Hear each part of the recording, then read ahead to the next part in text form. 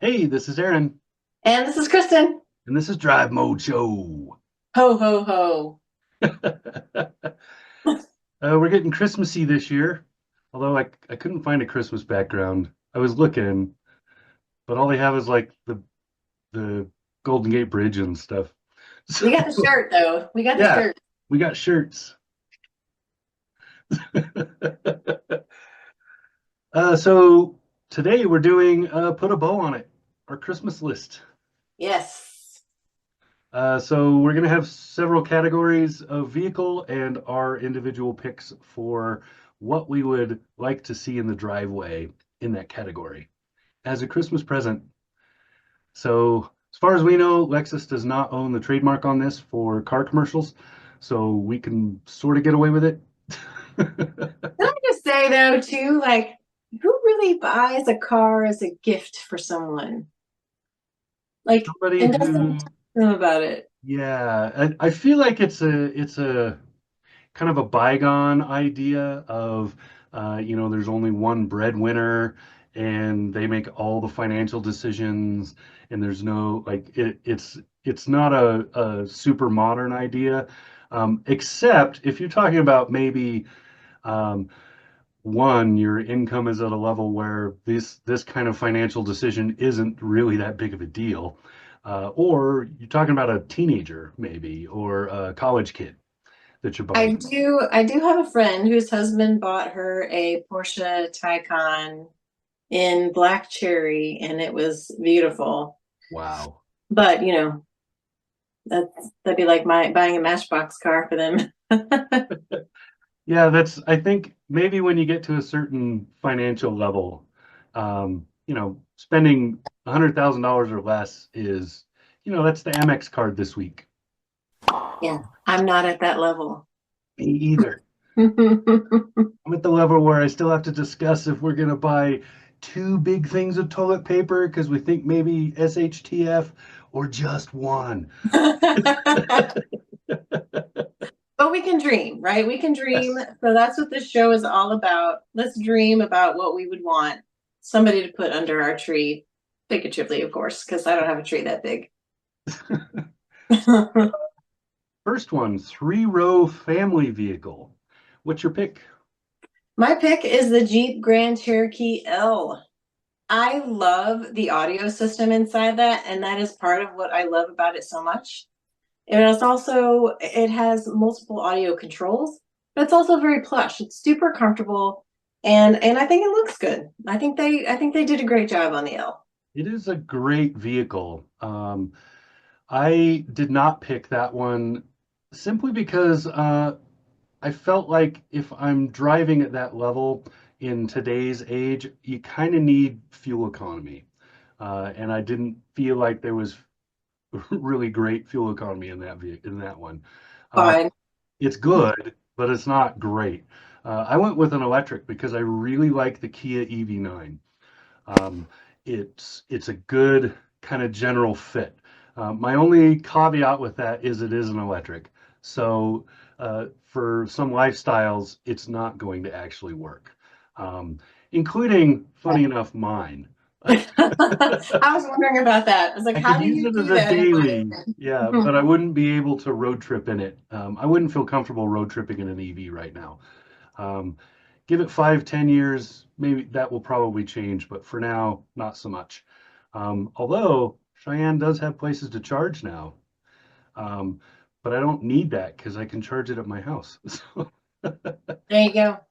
I Next know. category is the three-row family but luxury. So my pick for that, and I have to admit this is heavily biased for audio as well, and that is the Infinity QX80. It has the new Klipsch audio system. It's got this individual audio where you can play your navigation or a phone call where everybody else listens to music. And it's just really plush inside. I've always liked the Mhm. QX80. It's got great towing. It's really good off-road. What's not to like? Yeah, I was really close to picking that one as my favorite, because the QX80 has kind of been a sleeper for a long time. It doesn't get the attention it really does deserve.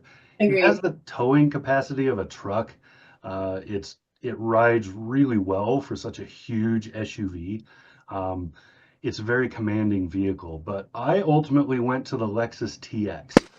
And the reason I did that is just because it is more comfortable to me. It's the new Lexus design, so it's a more open cabin now. And it just felt really, really good. And then Lexus infotainment is, in my mind, far better than Infiniti and Nissan.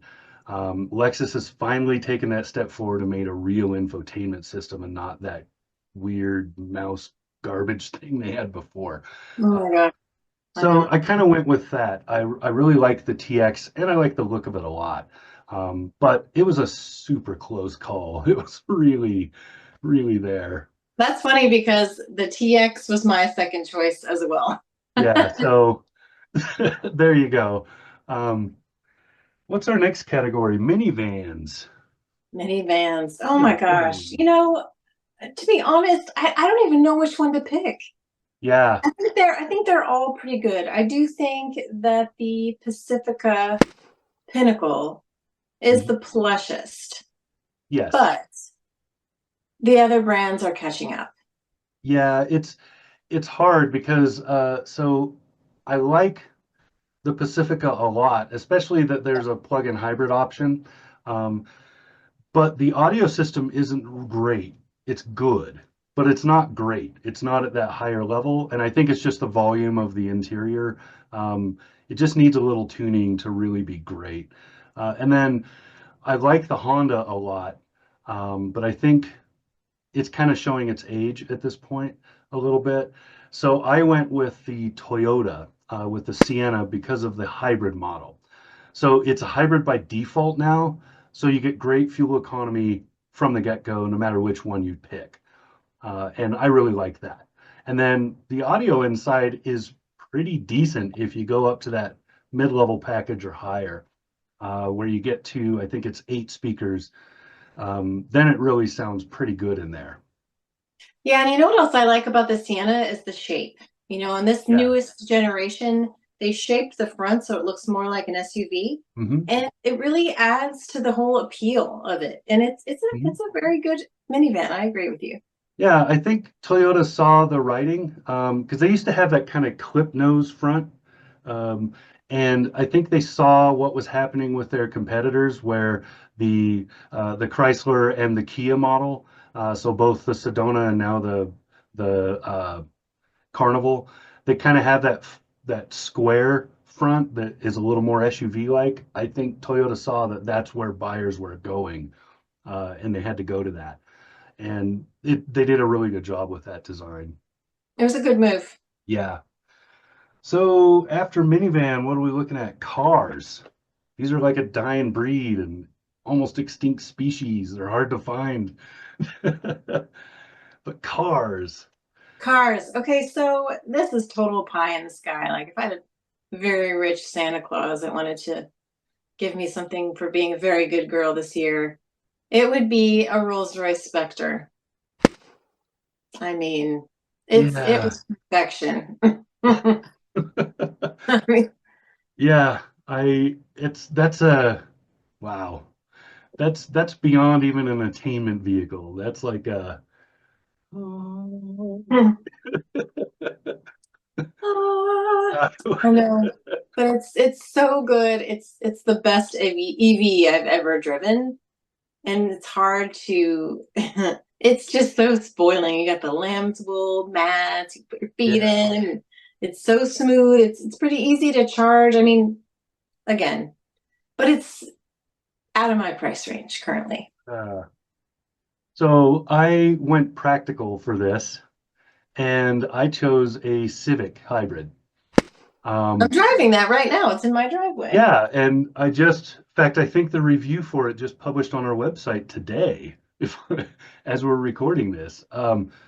But I chose it because it's super practical. You don't spend a lot of money to get the hybrid version, and you get MPGs for days. I don't remember the exact numbers, but it's easy to get over 40 in that thing. It's just a really, really nice, well-made compact car that I can actually sit in. So, I 6'3", I start rubbing my head when you get into certain cars, and so that's why I chose that one. Okay. How'd you feel about the audio system in that? I thought it was okay. Yeah, I believe the one that I had a six-speaker audio, so it wasn't the greatest, but it wasn't terrible. It was okay. not terrible. All right, fair. So Good car. what are we at now? Two rows. So two row, this is mostly SUVs, um, and they can be any size. So it just has to have, as long as it doesn't have more than two rows. So here's the one that I've been recommending a lot, the Genesis GV70. Oh yeah, Genesis is beautiful. It's got a 10-year warranty for Pete's sake. yeah. It's absolutely lovely. Now, that said, when my sister and I was helping my sister shop 2 years ago for a two-row SUV, and she settled on the Nissan Rogue, which I think is also a very good small two-row SUV. She loved it so much, her husband loved it so much that he just got one too. Now they have two Nissan Rogues in the garage. Wow, that's dedication. I'm telling you. I've really only seen that with like Subarus. So that's a real, yeah. Because my recommendation is if you're looking at the Nissan Rogue, cross shop with the Mitsubishi Outlander, because they share a lot. They're very similar, and the Outlander's a little bit cheaper. But Nissan has a better stereo. So They do. They really do. Okay, what's your pick? so my pick, I was going to go with that Genesis, but I knew you would.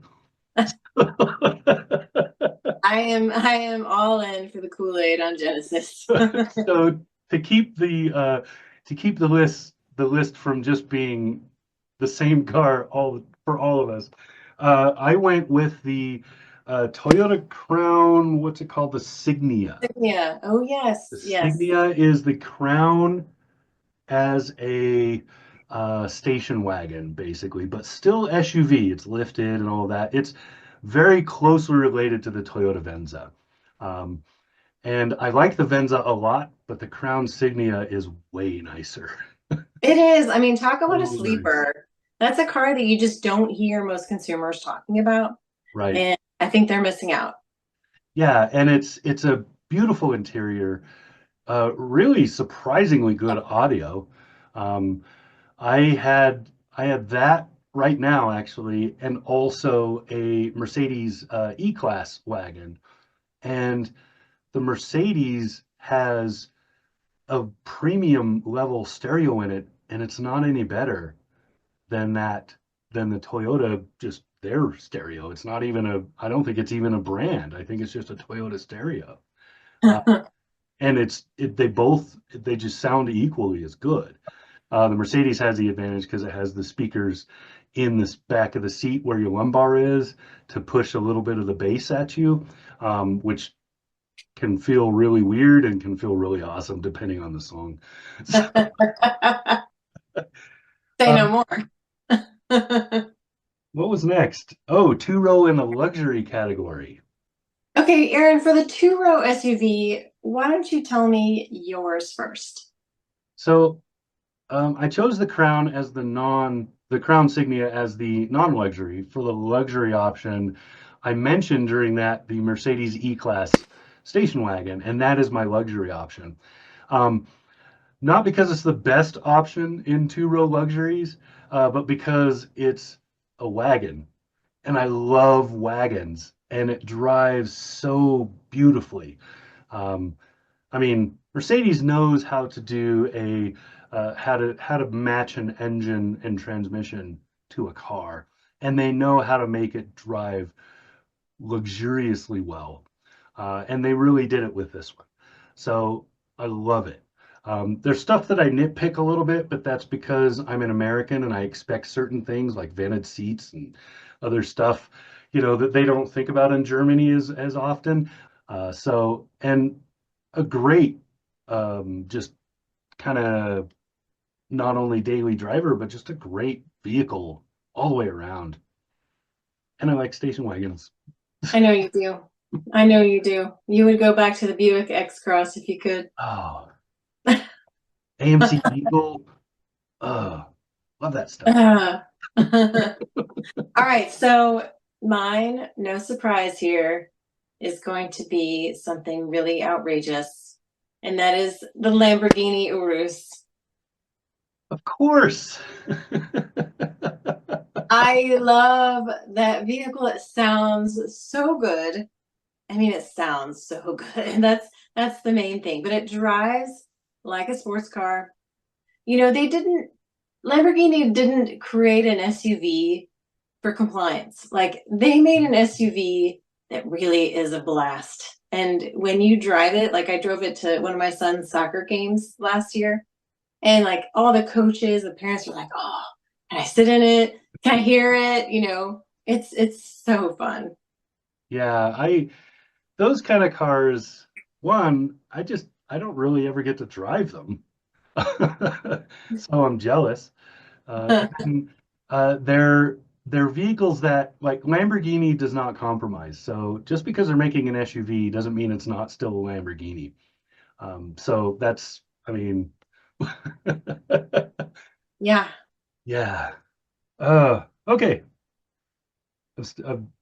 Seriously, I'm jealous. All right.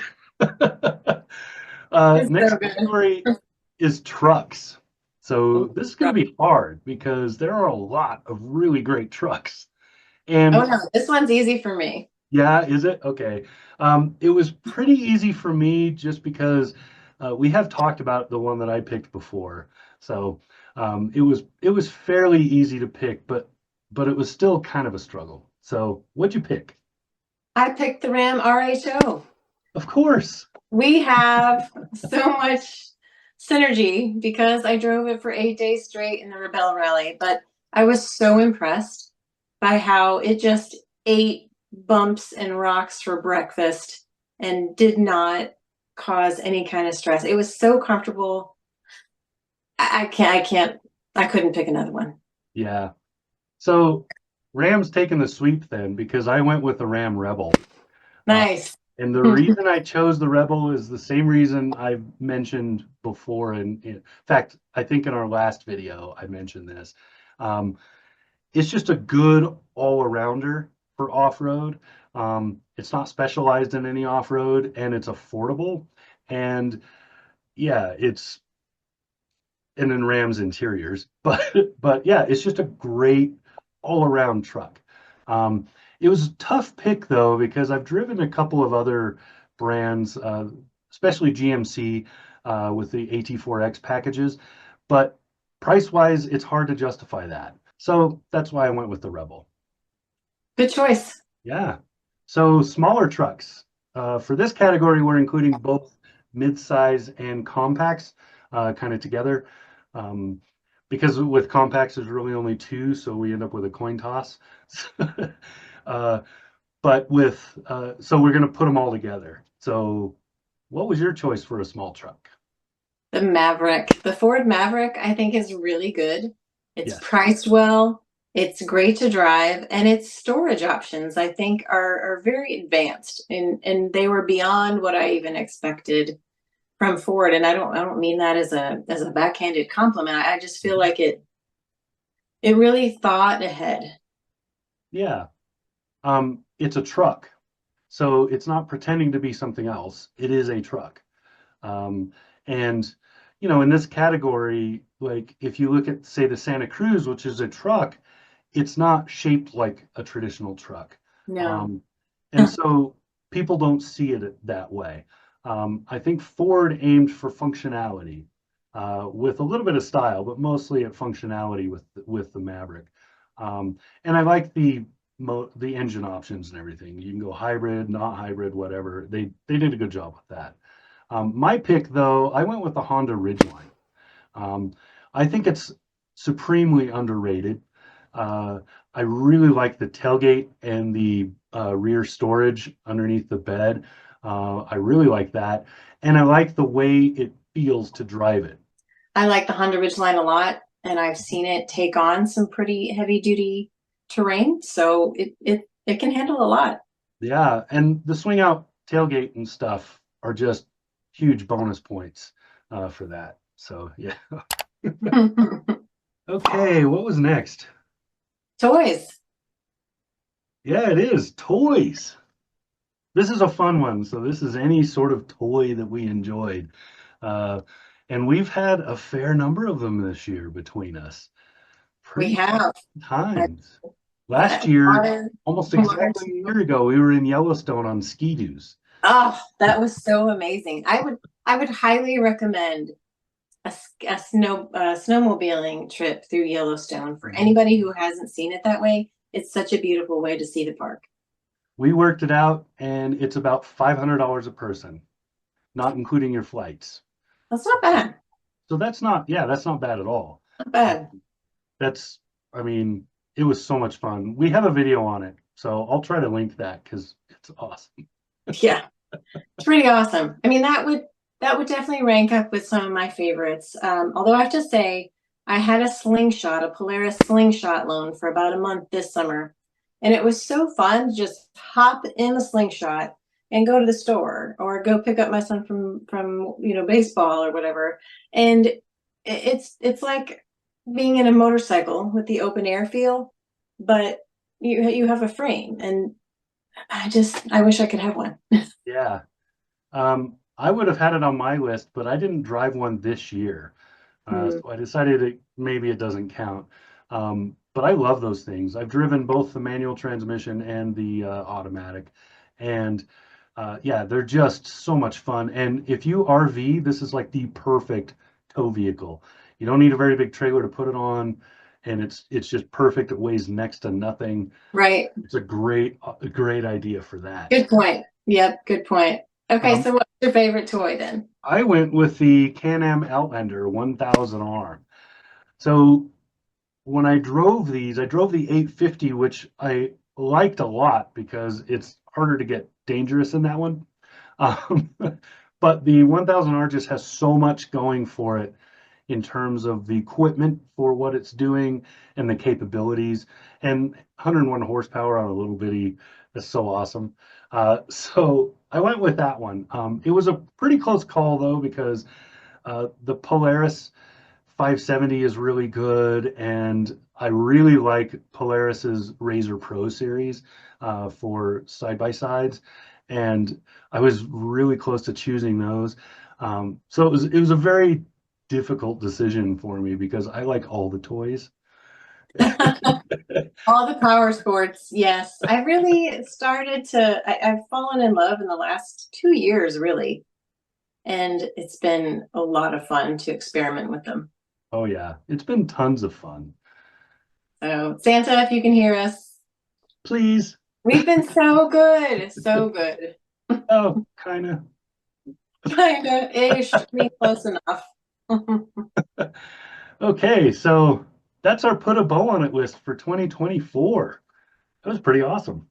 All right, well, in the meantime, subscribe, and we will be seeing you very soon with some fresh shows.